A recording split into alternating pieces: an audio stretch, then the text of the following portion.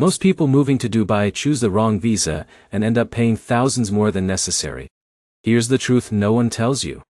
A UAE Freelance visa and a UAE Business visa are built for completely different goals, and choosing the wrong one can limit your income, banking options, and even payment gateway approvals. In this video, I'll break down the real differences between the UAE Freelance visa and Business visa in 2026, who each option is best for, the hidden costs people ignore, and which one gives you more flexibility, long-term. Let's start with the Freelance visa. This option is usually designed for solo workers like designers, developers, marketers, writers, video editors, and consultants. If Jake works remotely for clients online and wants UAE residency without building a full company structure, the Freelance visa can be the simpler route. The biggest advantage is lower setup cost. In many UAE free zones, freelance permits are cheaper than full business licenses. Setup is often faster too. But here's the problem. This is where most people fail.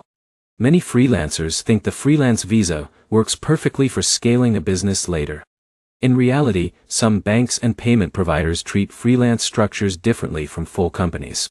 Now here's where it gets interesting. A UAE business visa is usually tied to an actual company license. That means you register a business entity first, then receive residency through that company.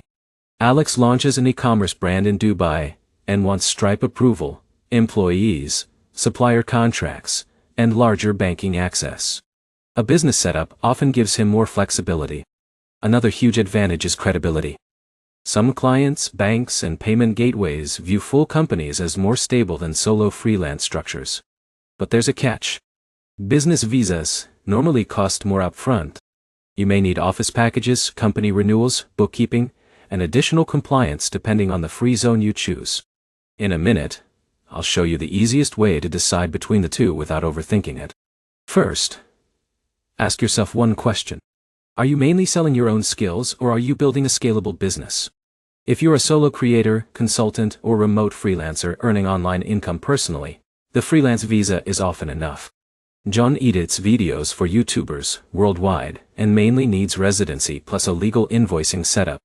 Freelance works well for him. But if you want e-commerce, SaaS, agency scaling, international payment gateways, or future employees, the business visa usually becomes the smarter long-term move. Now here's another thing people ignore. Banking. Key. Some UAE banks are stricter with freelancers, especially if income fluctuates heavily. Business licenses sometimes make opening accounts smoother, especially for international transfers and merchant accounts. This is why your future plans matter more than your current income level. So here's the simple breakdown. Freelance visas are cheaper, simpler, and ideal for solo professionals.